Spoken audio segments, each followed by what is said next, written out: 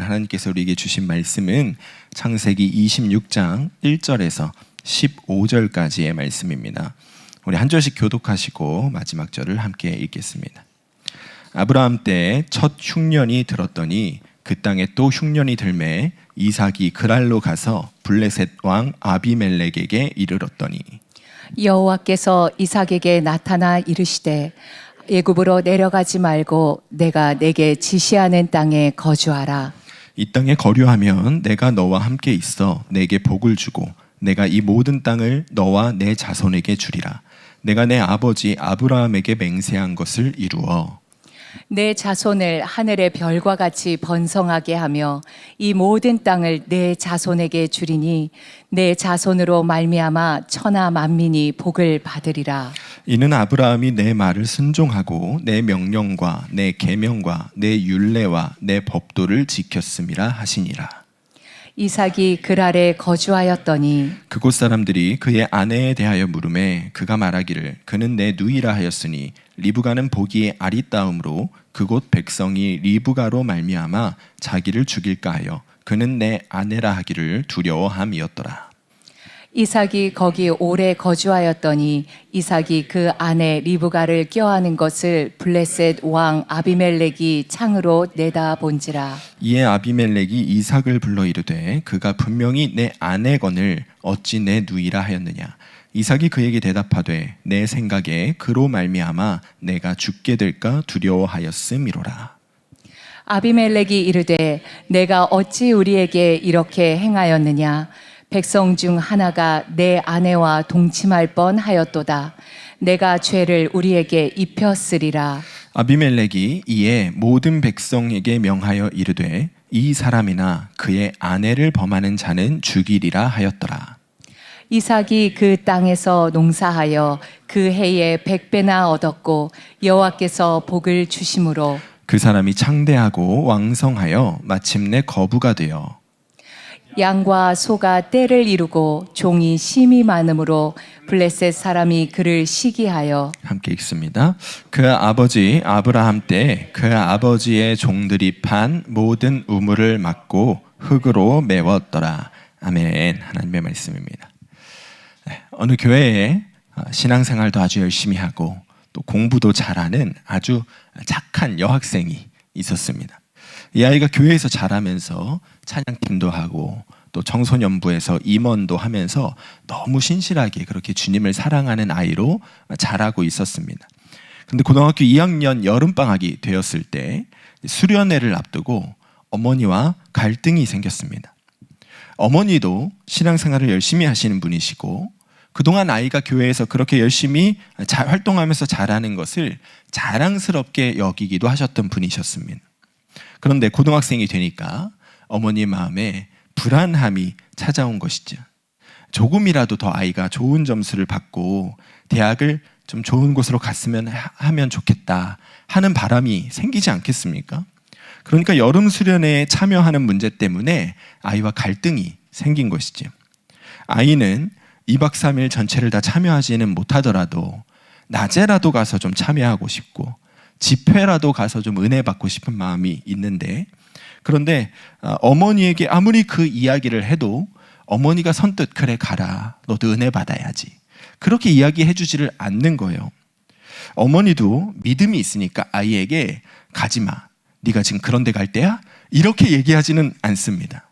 그런데 마음으로는 내심 어떤 마음을 갖고 있냐면 그 아이가 그 시간에 학원이나 더 가고 한자라도 더 공부를 했으면 좋겠다는 마음이 있으니까 그러니까 아이가 수련회 가고 싶다고 이야기를 할 때마다 굳은 표정으로 무서운 눈매를 하고는 너가 알아서 판단해 이러고 일어나서 그냥 가버렸다는 거예요. 그렇게 자리를 비켜버리기를 수차례였다는 것이죠.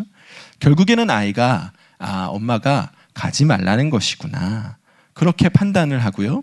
교회 전도사님한테 가서 이야기합니다. 전도사님 저 이번 수련회는 못 갈 것 같아요. 죄송해요. 대신에 제가 대학에 가서 더 열심히 섬길게요. 그렇게 전도사님에게 이야기하는 아이의 마음이 얼마나 성숙합니까? 그런데 그 아이가 그 교육자 사무실을 나가면서 문틈으로 얼굴을 빼꼼히 내밀고는 이렇게 이야기했답니다. 전도사님, 그런데 있잖아요. 우리 엄마는 가짜예요.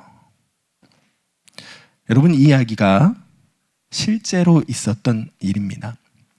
그리고 사실은요, 청소년 사역을 잠깐이라도 해봤던 사역자라면 누구든지 다 경험해 봤을 일이기도 합니다.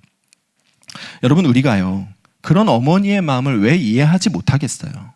누구든지 부모라면 다 사실은 내 아이가 조금이라도 더 공부 열심히 해서 더 조금이라도 좋은 성적을 받아서 조금이라도 더 좋은 그 학교에 들어갔으면 하는 바람을 품는 것이 사실은 부모된 입장에서는 굉장히 자연스럽고 당연한 일이기도 하지요. 그리고 그렇게 되기 위해서는요, 공부하는 일에 조금이라도 더 시간을 투자해야 한다는 생각은 굉장히 이성적이고 합리적인 생각입니다. 여러분, 이 인생에, 이 세상에 변하지 않는 진리가 있죠. 심는 대로 거둔다는 거예요. 심는 대로. 여러분, 많이 심으면 많이 거둡니다. 그렇죠? 그러니까 여러분, 이 진리, 우리가 세상에 변하지 않는 이 법칙에 입각해서 생각해 보자면, 우리 아이들이 공부를 잘해서 좋은 성적을 받으려면 당연히 공부하는 일에 더 많은 시간을 투자해야 하는 것이 맞지요. 힘들어도 어려워도 인내는 쓰고 열매는 달다가 인생의 법칙 아닙니까? 그것이 이성적이고 합리적인 일이니까 우리 아이들이 그렇게 해야 하는 것이 사실은 맞습니다. 우리의 바람대로 이루어지기 위해서는요. 그런데 거기에 한 가지 걸림돌이 있죠. 그 걸림돌이 무엇이냐면 우리의 믿음입니다. 우리의 믿음. 우리가 믿는 사람이라는 사실이 사실은 이 문제를 어렵게 만드는 거예요. 우리가 믿는 사람이 아니면요, 그냥 그렇게 하면 됩니다. 세상의 법칙대로. 이성적이고 합리적인 방향으로 그냥 가면 돼요. 그런데 우리가 믿는 사람이기 때문에 어떤 갈등이 일어나냐면요, 우리의 믿음과 이 세상의 이성과 합리적이라고 생각했던 그 일이 부딪히는 일이 발생하게 되는 것이죠. 여러분, 우리가 하나님을 믿는다는 것은 우리 하나님께서 우리가 생각하는 모든 이성적이고 합리적인 일들 위에 존재하는 분이시라는 사실을 믿는 것입니다. 그렇게 믿으시지요? 우리가 믿는 하나님이요, 우리가 생각하는 이 세상의 그 보편적인 진리들, 변하지 않는 법칙들을 초월하여 존재하는 분이시라는 사실을 믿는 것이 하나님을 믿는 것이죠. 여러분, 우리가 그 사실을 믿기 때문에 하나님의 말씀과 우리의 이성이 부딪히게 될 때 주저없이 하나님의 말씀을 선택할 수 있다. 나는 그런 사람이다. 이것을 의미하는 단어가 바로 믿음이라는 단어인 겁니다. 그리고 성도라는 단어인 것이죠. 우리가 하나님을 믿는다면요, 우리는 무엇을 인정하고 사는 거냐면 하나님이 내가 아는 이성적이고 합리적인 일들과 세상의 일반 법칙보다 위에 계시는 분이시라는 것을 믿는 겁니다. 그러면 우리가 그분을 믿는다면 당연히 이성과 하나님이 부딪힐 때, 합리적인 것과 하나님의 말씀이 부딪힐 때 우리는 당연히 어느 쪽을 선택할 수 있어야 하지요? 하나님의 말씀을 선택할 수 있어야 하는 거예요. 그것이 하나님을 믿는다는 말의 표현인 거예요. 의미인 거예요. 여러분, 우리가 하나님의 자녀들로서, 하나님의 백성이 된 자들로서 하나님으로부터 공급되어지는 은혜와 복을 누리며 사는 길이 사실은 거기에 있는 것입니다. 하나님의 말씀과 우리의 이성이 부딪히게 될 때 나의 이성을 따라가는 것이 아니라, 내가 합리적이라고 여기는 그 길을 따라가는 것이 아니라, 비이성적으로 보이더라도, 합리적으로 보이지 않더라도 하나님의 말씀을 따라갈 때 우리가 하나님께서 주시는 복과 은혜를 누릴 수 있게 되는 것이죠. 여러분, 한번 생각해 보세요. 베드로는 어떻게 물 위를 걸을 수 있었습니까? 예수님께서 물 위를 걸어서 나에게 오라라고 말씀하셨을 때 베드로에게는 그 예수님의 말씀이 이성적이고 합리적으로 들렸겠습니까? 물론 그가 나로 명하여 오라 하십시오 먼저 얘기했지만, 그렇다고 오라고 하는 게 어딨냐고요. 물 위에 발을 내딛어서 안 빠질 사람이 어디 있겠어요? 그것이 이성적이고 합리적인 일이죠. 그런데 오라 하시는 주님의 말씀을 듣고 베드로는 어떻게 했습니까? 물 위로 발을 내딛었어요. 그가 생각하는 이성적이고 합리적인 길을 걸어간 것이 아니라 주님이 말씀하시는 길로 발을 내딛었단 말이에요. 그래서 그가 어떤 사람이 됐죠? 인류의 역사상 전무후무하게 물 위를 단 몇 걸음이라도 걸어본 사람이 되었단 말이죠. 여러분, 우리가 늘 마음속에 결단하고 살아야 하는 것이 바로 이것입니다. 하나님의 말씀과 내가 생각하는 이성적이고 합리적인 일들이 부딪히게 될 때가 분명히 옵니다. 그때의 나는 무엇을 선택할 것인지 여러분 지금 고민해 놓으셔야 됩니다. 지금. 그리고 하나님께서 나에게 말씀하실 때 그분의 말씀이 내가 이성적이고 합리적이라고 하는 일과 부딪히게 될 때 그때 우리는 미리 준비된 믿음으로 하나님의 말씀을 붙잡는 것이고 그 말씀을 따라서 갈 때 하나님께서 주시는 하늘의 은혜와 복이 우리 삶 가운데 들어오게 된다는 것을 오늘 우리가 깨닫게 되기를 주의 이름으로 축복합니다. 오늘 이 시간 그 믿음이 준비되게 되기를 정말 축복해요. 여러분 오늘 말씀이 그 이야기를 우리에게 해주고 있습니다. 우리가 지난 시간에 아브라함의 인생의 마지막 숙제, 믿음의 유산을 남기는 것에 대한 말씀을 살펴보았습니다. 창세기 25장 후반부 말씀을 지난 시간에 살펴보았는데 그 모습을 살펴보면요, 이삭이 그다지 믿음의 사람의 모습이 아니었죠. 그가 자기 자식들을 편애하고 있었고요. 그리고 부부가 마음이 갈라져 있었습니다. 한 사람은 이쪽으로, 한 사람은 저쪽으로. 부부는 여러분 한 몸이지요? 아멘이 안 나오네요. 부부는 한 몸이지요? 그러면 마음도 하나여야 하지요? 네, 그런데 부부가 마음이 갈라져 있었다는 것은요, 비정상적인 상황을 말하는 거예요. 그런데 그때 이삭도 리브가도 어느 누구도 기도하지 않더란 말입니다. 어느 누구도 그것이 문제라고 자각하지 못하고 그 문제를 가지고 하나님 앞에서 해결받으려고 하지를 않았단 말입니다. 그가 그렇게 영적으로 무너진 채로 살고 있었습니다. 그러니까 그에게 무엇이 찾아오지요? 흉년이 찾아오는 거예요. 여러분 전에 창세기 20장 말씀을 보면 아브라함이 하나님께서 이 땅을 너에게 주겠다고 약속하셨는데도 불구하고 거기에 만족하지 못하고 더 좋은 땅을 찾아서 남쪽으로 내려갔던 이야기를 우리가 살펴보았었습니다. 남쪽으로 점점 더 하나님께서 약속하신 땅에서 멀어지면 멀어질수록 무엇이 찾아왔죠? 흉년이 찾아왔어요. 기근이 찾아왔어요. 여러분 우리가 영적으로요, 무너져 있는 시간이 길어지면 길어질수록 영적인 가뭄은 심각해집니다. 흉악한 기근이 찾아옵니다. 오늘 이삭에게도 그 기근이 찾아온 것이죠. 그런데 그 기근이요, 그를 죽이기 위한 일일까요? 살리기 위한 일일까요? 하나님께서 그를 살리기 위해서 주시는 기근이었던 거예요.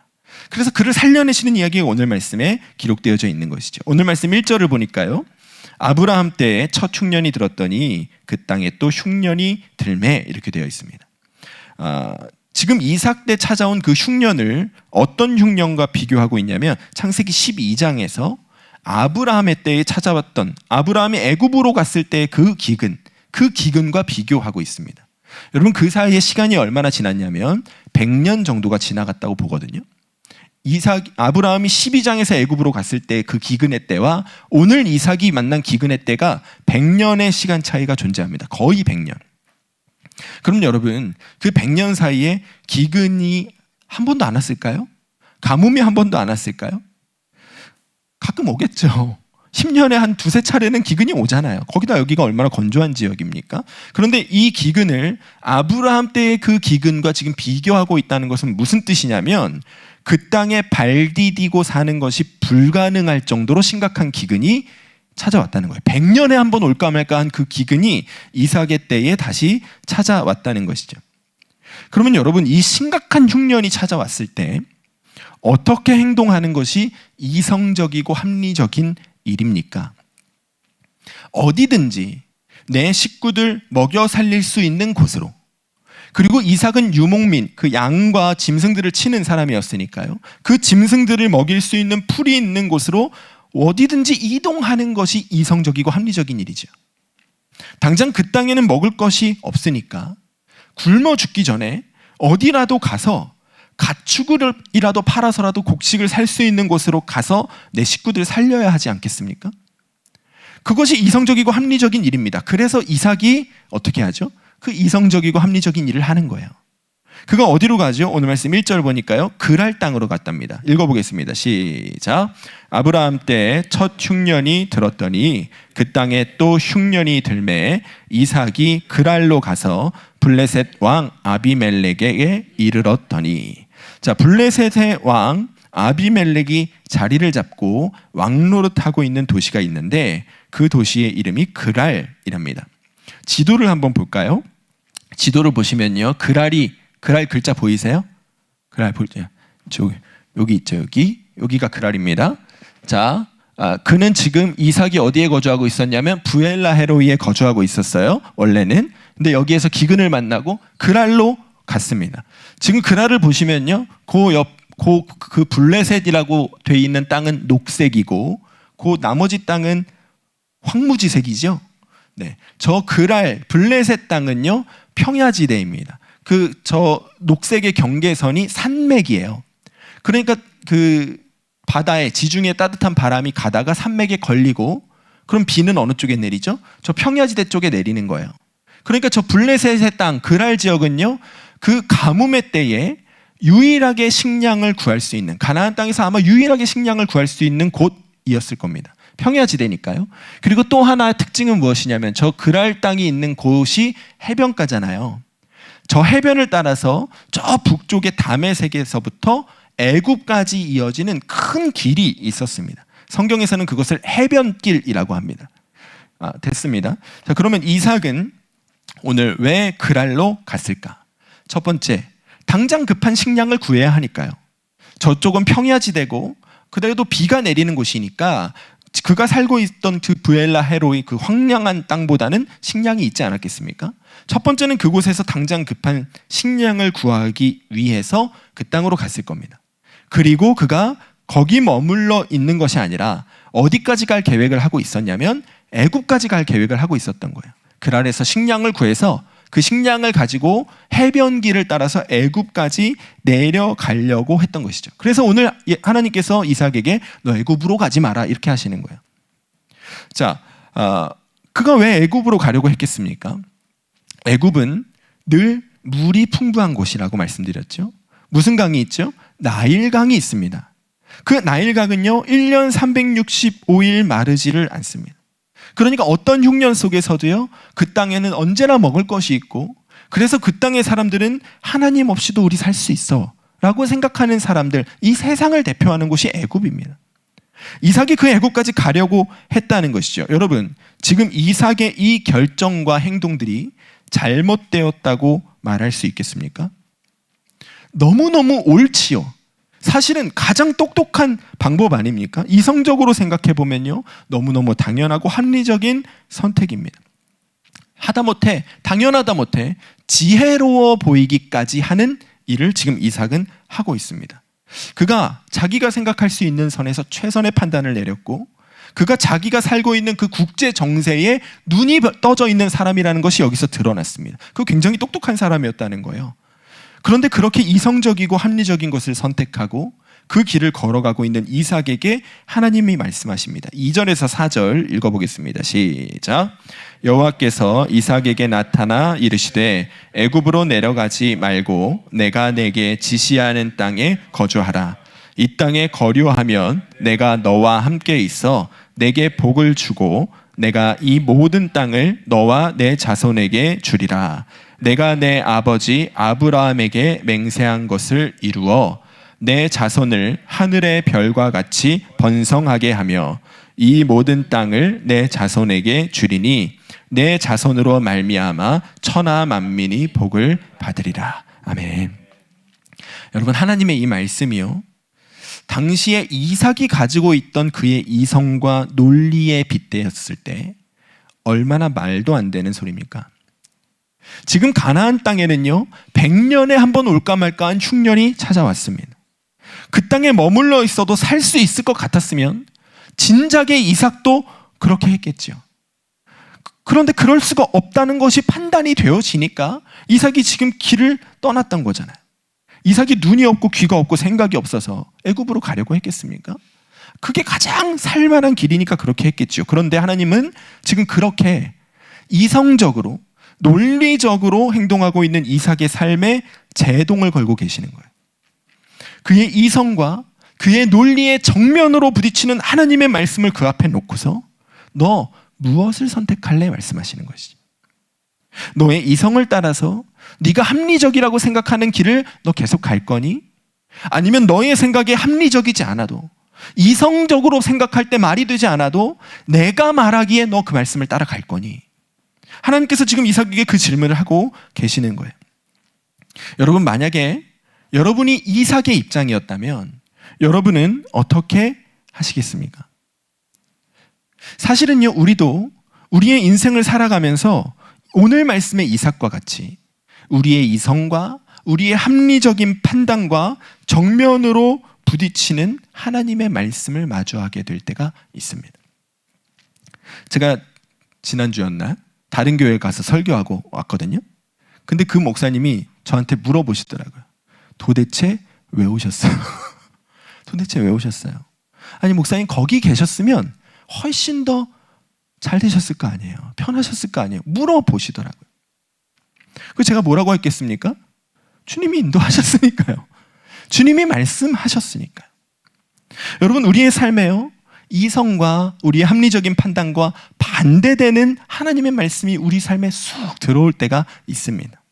어떤 목사님께서 교회 건축 부채를 갚기 위해서 건축 헌금 작정을 하시는데 주님 말씀하시기를 너의 1년치 생활비를 전부 드려라. 그런 마음을 주시는 거예요. 여러분, 한두 달도 아니고요.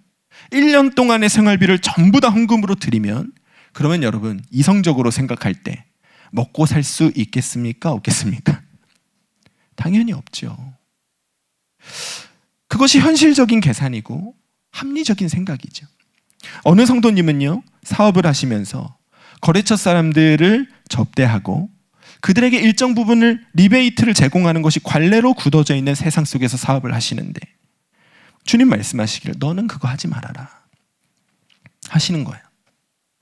여러분, 누구나 다 그렇게 하고요. 상대방도 당연히 그렇게 받아야 한다고 생각하는 세상 속에서 갑자기 접대를 끊고 리베이트를 끊으면 그러면 그 사업은 어떻게 되겠습니까?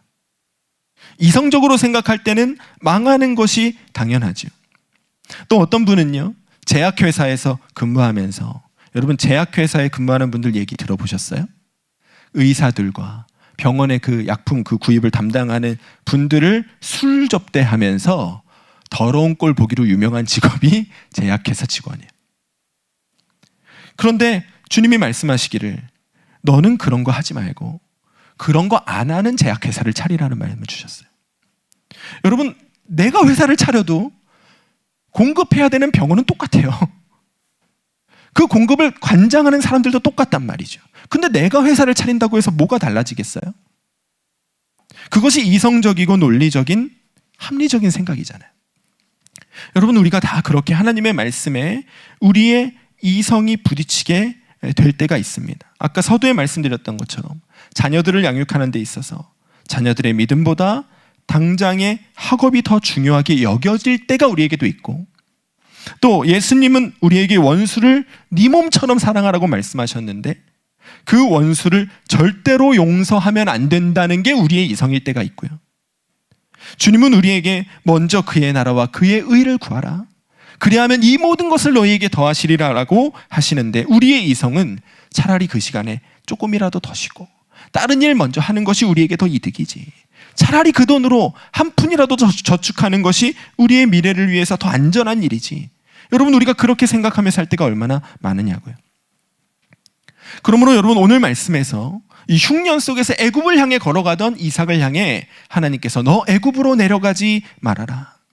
내가 너에게 말하는 그 땅에 머물러 있어라 라고 하시는 이 하나님의 말씀은 하나님의 말씀과 우리의 이성이 부딪힐 때 여지없이 우리의 이성을 따라서 살아가고 있는, 우리가 옳다고 여기는 그 길을 걸어가면서도 하나님을 믿는다고 말하고 있는 우리를 향하여 이제는 그 걸음을 멈추라고 말씀하시는 하나님의 음성인 것입니다.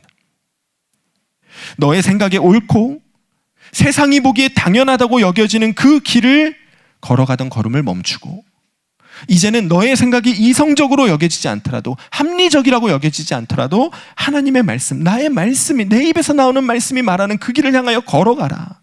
그리고 그 길에 얼마나 놀라운 하나님의 은혜와 복이 부어지는지를 보라.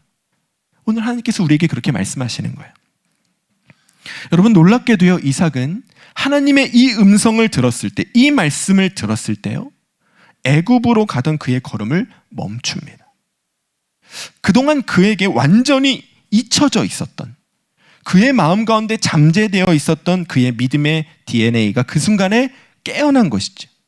과거에 그가 아이가 생기지 않았을 때 주님께 기도하여 응답받았던 그때의 기억이 떠오르고, 과거에 아버지와 함께 모리아 산에서 제물로 그가 바쳐졌던 그때의 어린 양을 옆에 준비하셔서 다 다 주님의 뜻대로 인도해 놓으셨던 그 하나님을 향한 신뢰가 그 순간에 살아난 것이죠. 그래서 그가 어떻게 했냐면 6절 읽겠습니다. 시작. 이삭이 그랄에 거주하였다니. 여러분, 이 그랄 땅이요, 지금은 비록 블레셋 민족이 차지하고 있는 땅이기도 하지만 그러나 저기도 분명한 약속의 땅입니다. 그 땅도 가나안 땅이에요. 3절 말씀을 보면 하나님께서 그에게 내가 이 모든 땅을 너와 내 자손에게 주리라 이렇게 약속을 하시거든요. 여기서 이 모든 땅이라는 말은요, 이 땅들 전부라는 뜻입니다. 그러니까 무슨 말이냐면 지금 이상 네가 바라보고 있는 이 땅들 전부를 너에게 주겠다. 그러면 어디도 포함이죠? 그랄도 포함인 거예요. 그랄도 포함인 거예요. 그러니까 그랄도요, 하나님의 약속의 땅이에요. 내가 너에게 말하는 그 땅에 머물라고 하시는 하나님의 그 말씀에 이삭은 순종했던 거예요. 하나님의 그 말씀을 듣고 그 말씀 앞에서 자신이 생각하는 이성적인 길, 합리적인 판단을 내려놓고 그 심각한 흉년이 찾아왔던 가나안 땅에 그는 그대로 머물러 있었다는 것이죠. 여러분, 그 땅에 머물러 있는 일이 쉬웠겠습니까? 가나안 땅 전체가 심각한 흉년 가운데 있었으니까 당연히 그랄에도 흉년은 있었을 것이고, 또 주변에 있는 모든 사람들이 그 그랄 땅 평야지대로 식량을 구하러 왔었겠지요. 그러니 거기서 식량 사는 것은 하늘의 별따기였을 거예요. 게다가 이 블레셋 민족은요, 굉장히 강하고 거친 민족입니다. 나중에 이 성경을 쭉 나중에 우리가 뭐 역대상 거기까지 갈지 모르겠지만 가겠죠, 여러분? 우리 함께 갑시다. 근데 거기까지 가보면요, 블레셋은 늘 이스라엘의 숙적이에요. 죽을 때까지 숙적이에요. 그래서 이 블레셋이라는 이름이 지금 저 땅을 우리가 뭐라고 부르죠? 팔레스타인 땅이라고 부르잖아요. 그 팔레스타인이 블레셋이라는 뜻이에요. 로마가 하도 이스라엘이 까부니까 짜증이 나가지고 완전히 멸망시켜놓고는 그 땅을 이스라엘의 철천지 원수 블레셋이라는 이름으로 그 땅의 이름을 바꿔버린 거예요. 그게 지금 팔레스타인이라는 이름이거든요. 블레셋 민족은 그런 민족이에요. 그런데 이삭이 거기에서 지냈다는 거예요. 그곳에서 많은 재산과 예쁜 아내를 데리고 있는 이삭은요, 언제나 죽임을 당할 위협 가운데 있었어야 했을 겁니다. 하룻밤 사이에 그를 죽여버리고 그가 가지고 있는 재산들 다 뺏어올 수 있잖아요. 그의 예쁜 아내도 뺏어올 수 있잖아요. 그래서 이삭도 그것이 두려워서 자기 아내를 누이라고 속였던 거 아닙니까? 그러니 그가 그 땅에 머무는 동안에 마음이 즐겁고 평안해서 거기 머물러 있었던 것이 아니라는 거예요. 그의 마음 가운데는 늘 죽음의 위협이 있었고 언제 내가 죽을지 몰라라는 두려움과 불안함이 있었지만, 그럼에도 불구하고 그는 어떻게 했냐면 8절 말씀 읽어보겠습니다. 8절 앞부분에 시작. 이삭이 거기 오래 거주하였더니. 거기 오래 거주하였더니. 분명히 죽을 위험이 자기에게 있고 언제 내가 죽음을 당할지 모르는 두려움과 불안함이 그에게 있었지만 하나님이 그 땅에 머물라 하셨으니까 그는 거기 오래 거주했다는 거예요. 그랬더니 여러분, 그런 이삭의 삶에 하나님께서 어떻게 역사하기를 시작하십니까? 그에게 복을 주시고 은혜를 부어주시기를 시작하시는데, 어떤 일이 일어나냐면 그가 그 땅에 그렇게 오래 거주했는데도요, 아무도 이삭의 목숨에 손을 대지를 않습니다. 놀라운 일이라고 여러분 믿으시기 바랍니다. 놀라운 일이에요. 그리고 그의 예쁜 아내 리브가도 아무도 데려가지 않습니다.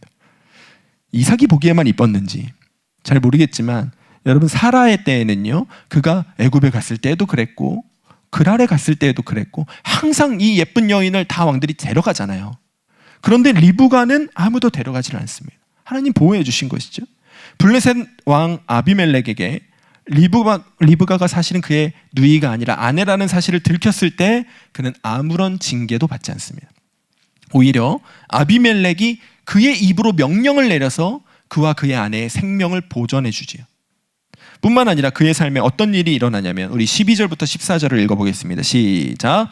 이삭이 그 땅에서 농사하여 그 해에 100배나 얻었고 여호와께서 복을 주심으로 그 사람이 창대하고 왕성하여 마침내 거부가 되어 양과 소가 떼를 이루고 종이 심이 많음으로 블레셋 사람이 그를 시기하여. 아멘. 그가 그 땅에서 농사를 했는데 100배를 얻었답니다.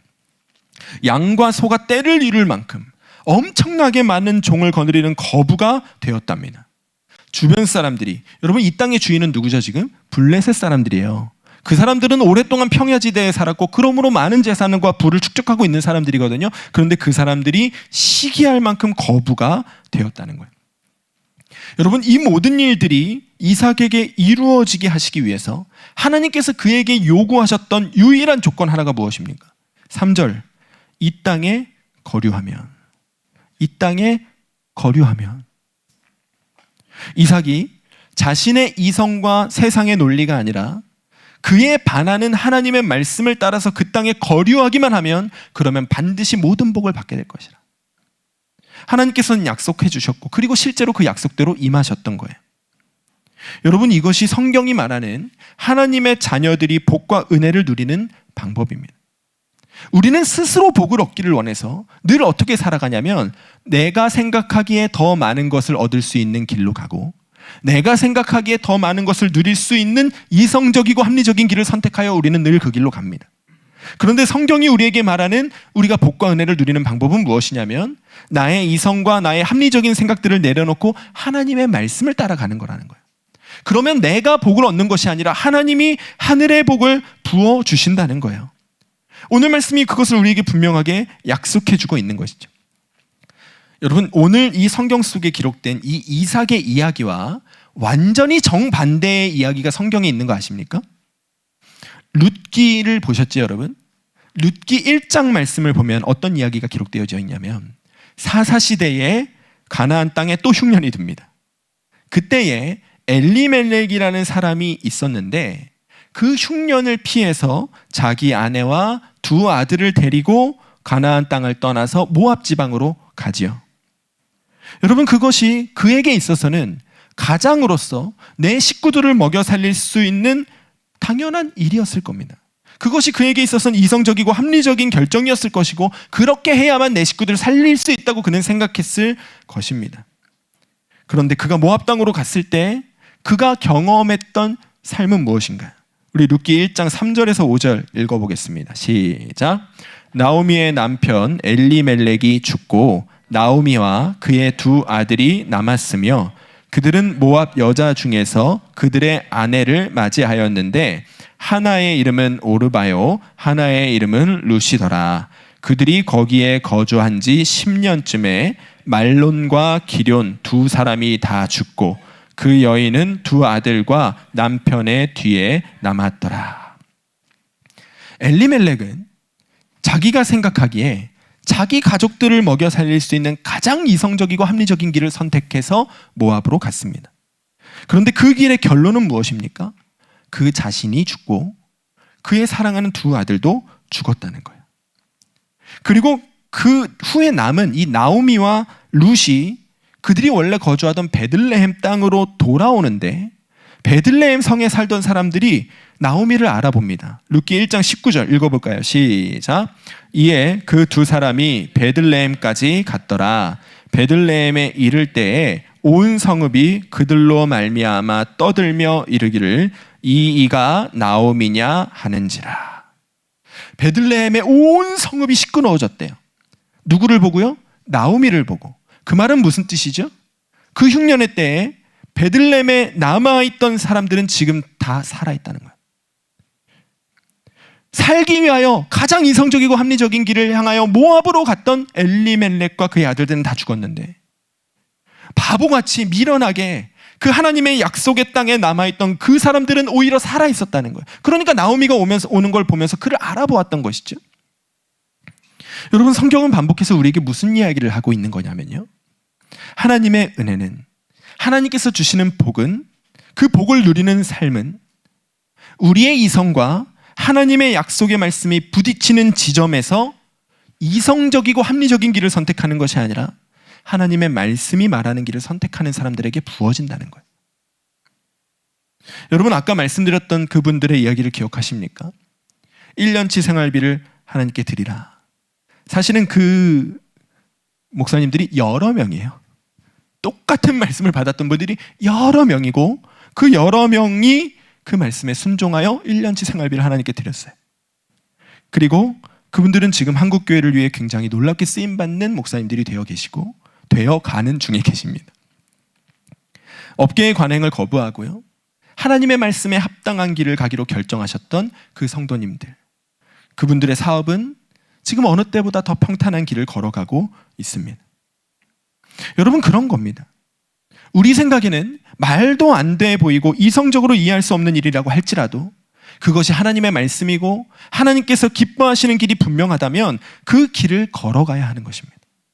그리고 그 길을 걸어갈 때 하나님께서 그 걸음 위에 복과 은혜를 부어주심을 경험하게 되는 것이죠.